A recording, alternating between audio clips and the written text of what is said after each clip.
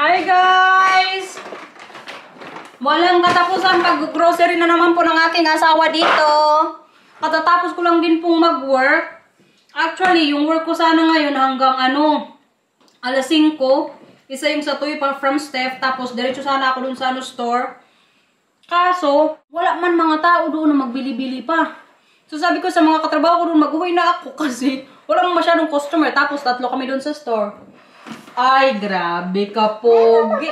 Oh. Mama, mag ik wat water? Want als ik dan een andere kleur nodig heb, kan ik zo gaan doen. Okay. Pakita mo sa kanila kung gaano ka kapogi.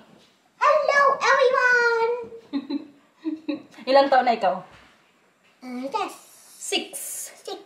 6 years old. 7, 8, 9, 10. Gusto mo water? 11, 8. So yun nga, hindi na po ako nag-work doon sa store. Kanina lang sa Toy from Steph. Kadami nga namin nagawa to din ni Stephanie. Kaya nag-organize din po kami doon sa office. Medyo okay na yung itsura ng office namin doon. Kaya nag-uwi na rin po ako ng maaga kasi nga napagod din po ako kanina sa isang trabaho. Kaya makaboring good guys. Si Lito nga sabi pa niya, buti pwede kang umuwi. Sabi ko, kapag hindi masyadong busy. Kasi nga 3 naman kami doon sa store. So yung dalawa, kayang-kaya na nila yun doon. Merong isa sa unahan, yung sa may namin kaha. Tapos sa likod din, kaya dalawa po yung kaha doon.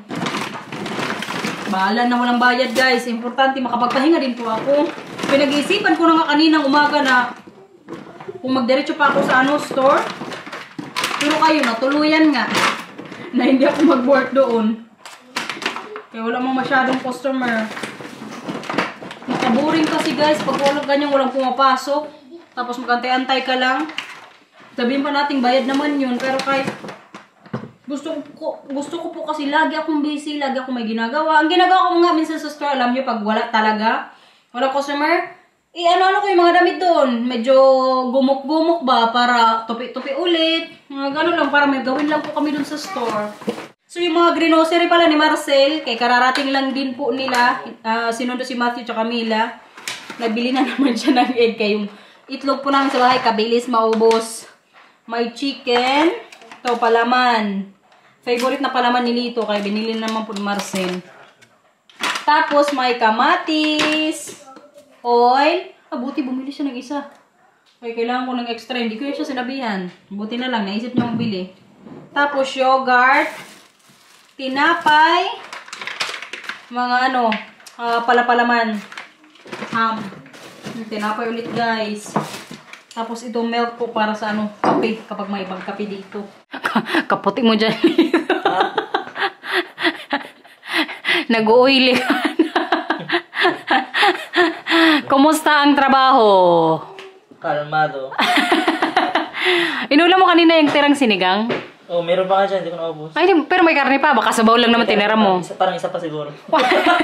Nahiya kasi ako, bossin. Nagtira ka pa. Ayun na naman niya yung ganap niya buong araw, guys. Mag-sort out po ng cards ni Marcel. Kung nung mga nakarang araw, yung sinort out niya is Lorcana. Disney Lorcana ngayon naman po. Magic Monster. Ito. Mga ganyan. Yung kailangan namang i-color dito. By color, by alphabetical din yan mamaya katapos. Buti na lang, tulungan ka ni Papa, no? Gusto mo yun? Po, Mila, ang damit ayusin. It was, Nag-stutter na naman to siya ba? Relax na, relax. Isipin mo anong gusto mong sabihin.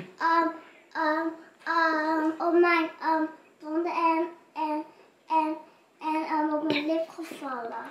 Oh, natumba ikaw? Maar wat was nou wel leuk op school? Ano doon nagustuhan mo sa school? Sino nakalaro mo today? Mila, weet je dat nog? Bukas magdoon ka makikipaglaro kay Liana, di ba? Ikaw din kuya, kay ka bukas, Wai Chang? Weet het niet. Akala ko sinabi mo na sa kanya. Ja, alleen niet nog. Dus ik heb misschien wel met Maria afgesproken voor morgen. Alleen Maria weet dat nog misschien niet of dat kan. Okay. Pero tinanong mo na ngayon. Maar papa gaat wel even voor de zekerheid op het pleintje staan. Okay. Bukas kasi guys, kay mag-Amsterdam po kami ni Lito. Mag-train po kaming dalawa. So last week, in-inform ko yung mga bata na pag gusto nilang makipaglaro tomorrow, Tuesday, pwede. Kaya para si Marcel din po, hindi siya masyadong ano yung oras niya sa mga bata lang after nila mag-school. So kailangan niyang bantayan. So para makapag-work din po siya. Sabi ko sa kanila, makipaglaro sa mga kaklase nila. So after 2 p.m., kung makadiretso sila sa bahay ng mga kaklase nga nila, mag-uwian sila or sunduin niya ni Marcel mga 4:30 ng hapon. Siguro mga ganong oras, may time na din si Marcel na mabantayan. Pahangin ngayon dito sa labas ba? Pero kay palaruin ko pa rin po si Matthew sa Camila. Kay kagagaling nga lang nila sa school. Hala, yung halaman ni Mama, nak, baka mamaya maano to. Kahangin. Ito, yung galing po to kay Bianan. Hindi pa talaga ako makabili-bili ng ano, ano yun? Mas mataas na kahoy ba? Hala. Yeah. Eh, dito na ako, mayroon pang isang maliit. That is krapa. Eh, ito okay lang yan. Sige na, kuya. Aroy. So, sige na, mag-slide na kayo dun. What's your Matthew? Yeah. Wow, kagaling mag-dribble. Huh. Oh, kagaling. Paano mag-shoot? Paano i-shoot? Paano i-shoot? Pa? Ay, hindi ka magsakay dyan. No. No. Hindi ka magsakay sa skippy ball. Kafarlak. Siya. Maglabadami ako ngayon dito sa taas, guys. Yung mga bata, pumasok na sa bahay. Mga 10 minutes pa lang kami sa labas. Nag-away na naman. Ay, kaya sabi ko bahay na lang sila. Hindi ko pala rin sa labas. Yan yung pinakano nila. Punishment na din. Hindi pa rin magtanda-tanda ba? Ganito pala maging nanay, guys. Pasensya mo, susubukin talaga. Uy, ilagay mo na dito sa ano loob. Salang na lang ako ng labahan dito. May magawa pa ako ngayong araw. Pwede pa lagay po ng maayos, please? So, tapos kuya yung pajama mo, bigay mo na lang sa akin para malaban ni Mama. Okay? Okay. Thank you. Pati yung pajama na naglabhan ko na din kay parang ilang araw niya na to ano sinuot. Pwede na, baba ka na doon. Halika dito. Help? Kiss si Mami. Sabi, huwag sa lip. Kaya medyo nag-ano na naman po yung bibig ko, guys. Ngati-ngati na naman kay wala, sinubukan ko siya nila namang mag-lipstick eh. Ay, di ba sabi ko huwag maganyan? Pag matumba kayo talaga, ang ulo nyo, diretso dyan. Sorry. Diyan na naman kayo, ha? Sorry. Sige na, baba ka na doon. Dak! That's tracks.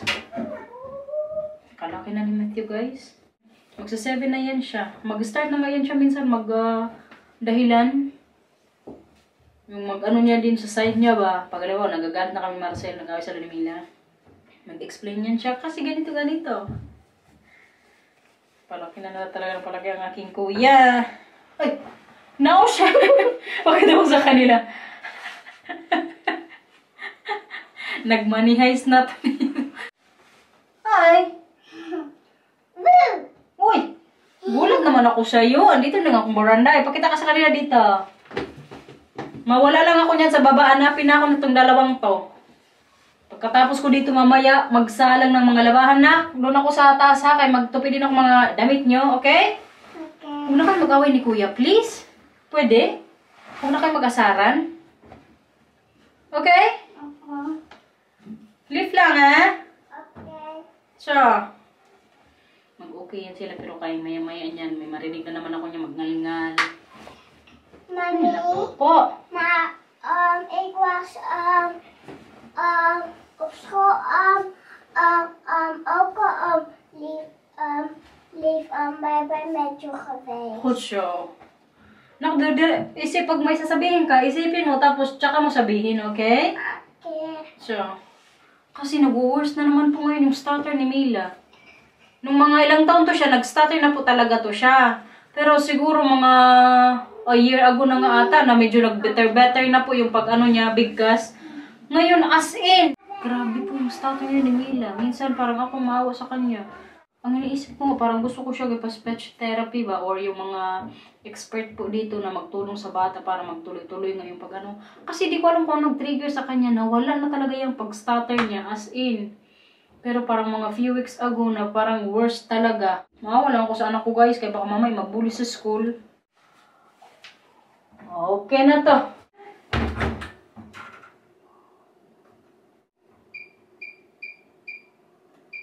Ikot-ikot na yan siya dyan guys. Mamay na lang pala ako magtupi sa taas kay may mga ano pa dito sa baba kailangan ting linisin. Tapos mag-prepare din ako ng ano namin mamaya dinner. Magluto lang ako ng ano manok. O gusto mo dito may gulay din na ano. Bag? You also want green vegetables for chicken? Only chicken? Okay.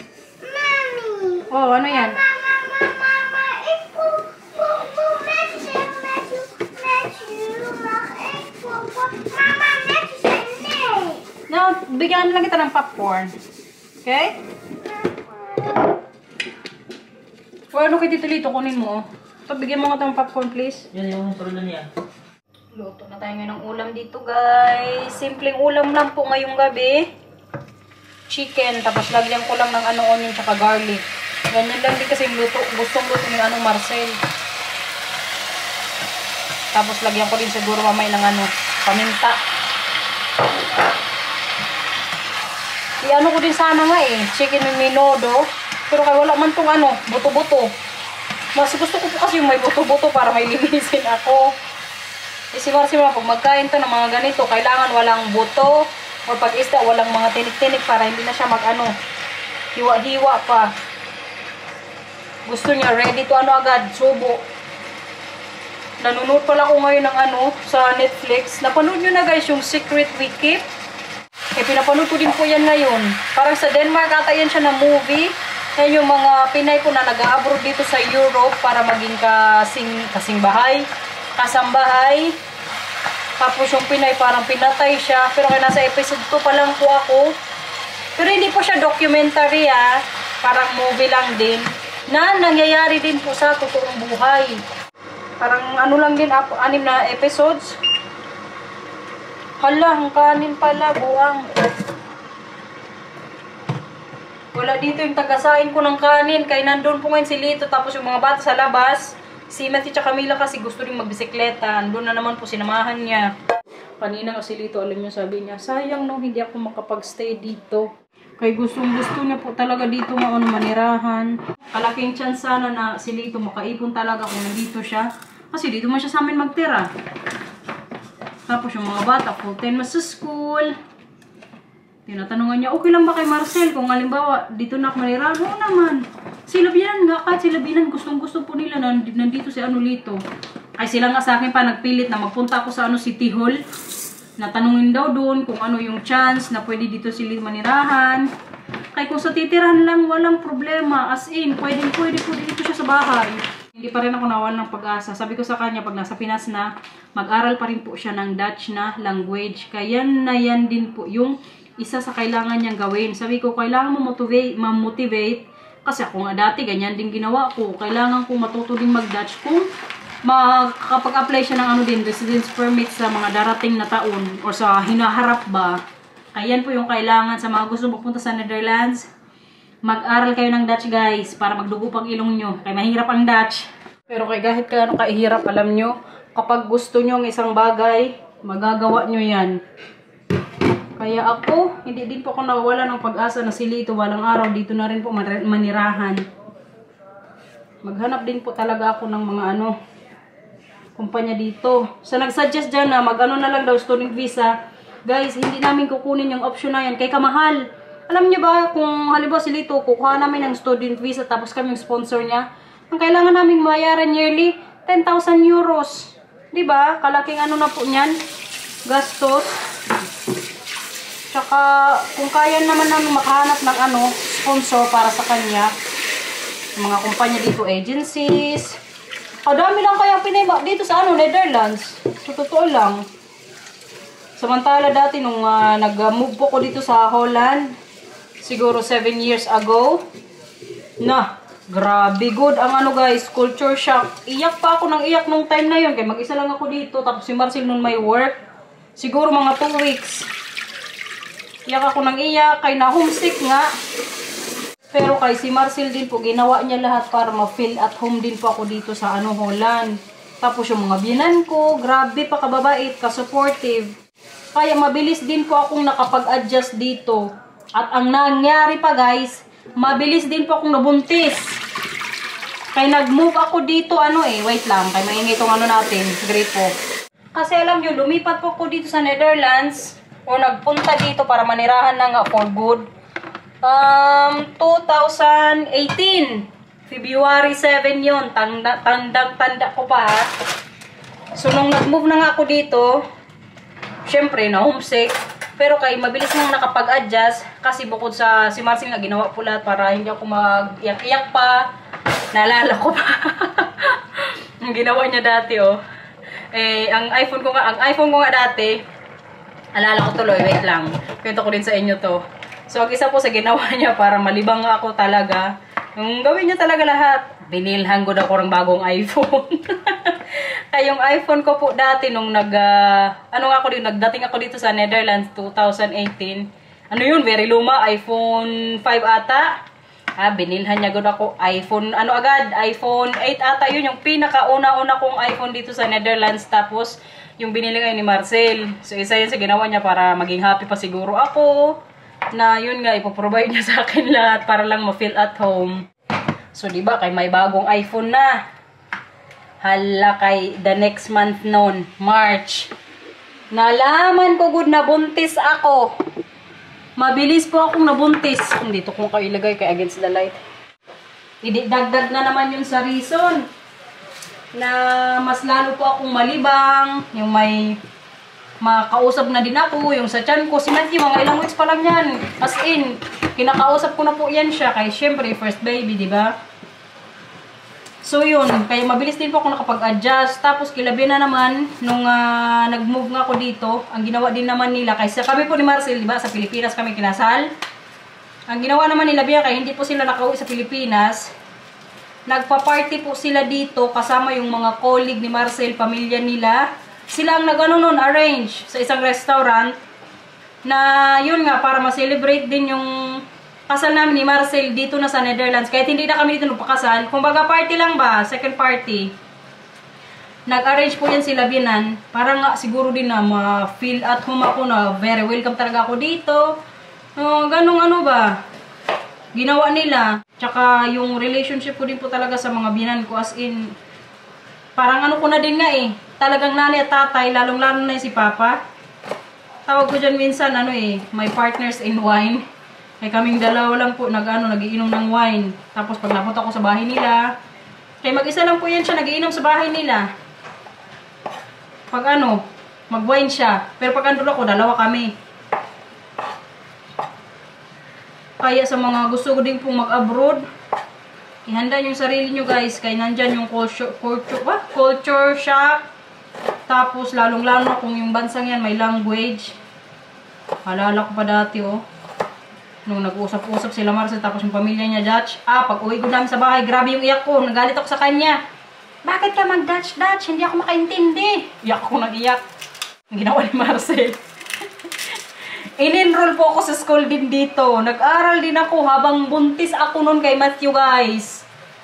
Twice ko na akong aral. Nung buntis ako kay Matthew, kasi kailangan ko ng exam noon para naman po yun sa naturalization. So kaya nag-aral na ako, mas nadagdagan na naman yung reason para malibang na naman dito. Kasi si Marcel nga dati, as in busy din po sa trabaho. Pero ang taga-atid sa akin sa pagpasok sa school, siya, ang taga-sundo, si Papa. Diba, napashare tuloy tayo. Pati yung pagbili pa sa akin ni Marcel ng iPhone, na-share ko sa inyo. Di ko alam kung bakit na din ako binila nung time na yun. Ang nakainisip po, nung nag-second week ata ako nung dati. Tsaka yung cellphone ko rin po kasi dati talaga, bilis malobat. Hindi mabad trip din ako pagkausap ko si nanay. Tapos isang araw, sabi niya, tara, punta tayo sa city. Mga second week ko yun dito sa Netherlands. So, sige, tara. Hala, kay pagpunta namin sa store, may pa-iPhone. Ang aking Papa Bear.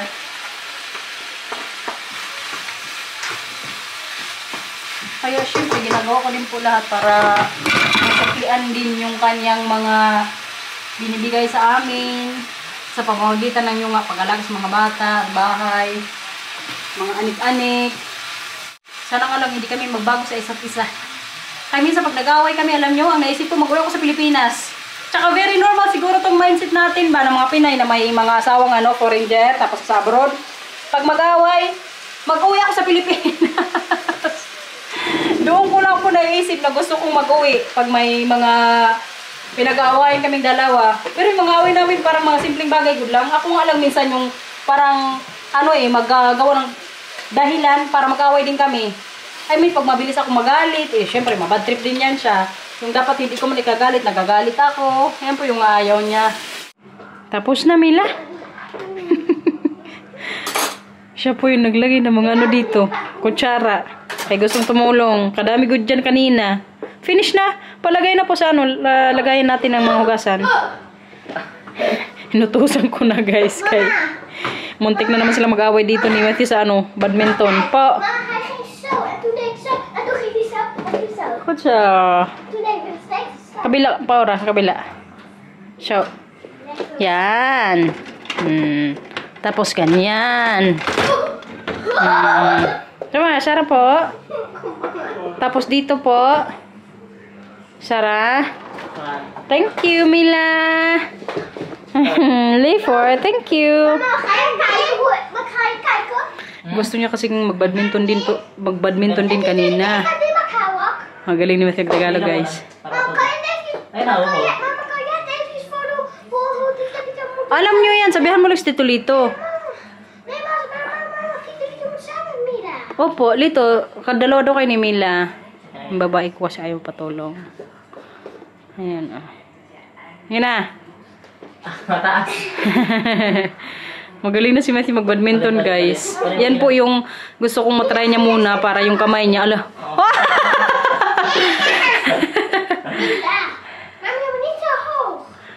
Sige na, sige. Itong isa kasi 20. Hulo. Ayos mo pag ang baby kay Mila. Sus, Mila, hindi ganyan. Magawa din po pala ako ngayon ng juice para sa inumin namin. Opo, bigyan din kita. May juice kayo, huwag kang mag-alala. Opo.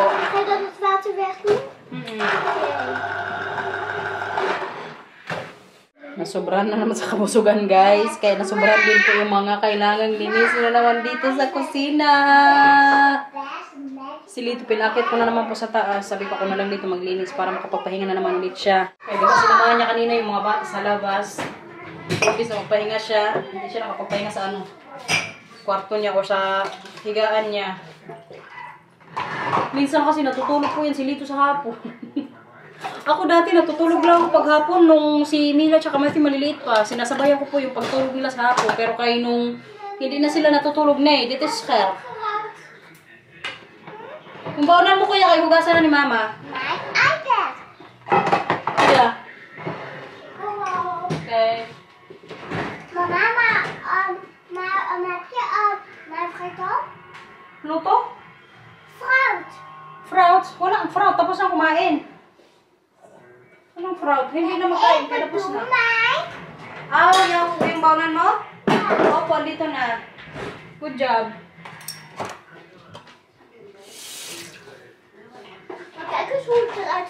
Tapos yung baon mo kanina? Pag natumba ka, yung ulo mo masugat yan. Kung ano na naman pinagagawa mo, ha?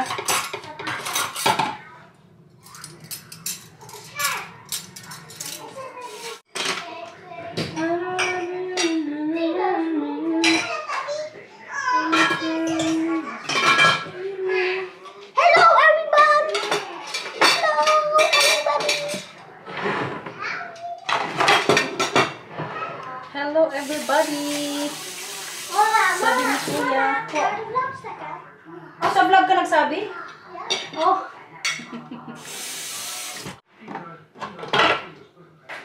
Wala siguro ito yung mga plastic. Hindi ba wel leeg is? Hindi, chinarge? Ik weet het niet. Ik denk het kan. Ay, hindi chinarge. Ito na lang. Mama, wanneer kon ik nergens meer op? Ayan nga, ito muna. Oh, manood ka muna ng ano. Dutch cover yan. Hindi pala na-charge yung iPad mo. Nakakapag-iPad lang po in sila ni Mila kapag tapos na kami dinner. Pero pag galing sa school, sa umaga, never namin yun silang pinag-iPad. Kaya ngayon ako yung medyo nalungkot kay nakalimutan ko pala i-charge yung iPad niya. Buti na lang, extra cellphone pa dito. So yun po yung pinagamit ko muna sa kanya. Bedtime, guys! En subscribe. Bye-bye. Bye-bye. Thanks for watching. Ingat po. En perfectos. Goed zo. Si Kuya, naligo yan, guys. Very fresh. Please like and subscribe. Bye-bye. Thank you for watching, everyone. Ingat po. Bye-bye. Perfectos. I love you very good. Oh, that is lief. Bye-bye po.